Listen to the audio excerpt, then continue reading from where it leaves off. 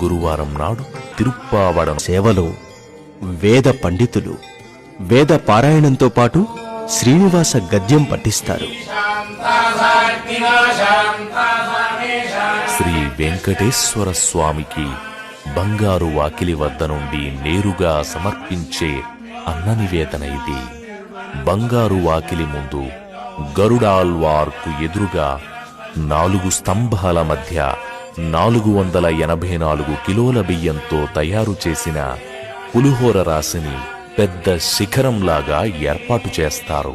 పులిహోర అన్నరాశిని కొన్ని భాగాలుగా తయారు చేసి పైభాగాన పెద్ద అన్నకూటాన్ని శిఖరంలాగా 8 దిక్కులా 8 శిఖరాలను ఏర్పాటు చేసి అన్నరాశిని నైవేద్యానికి సిద్ధం చేస్తారు.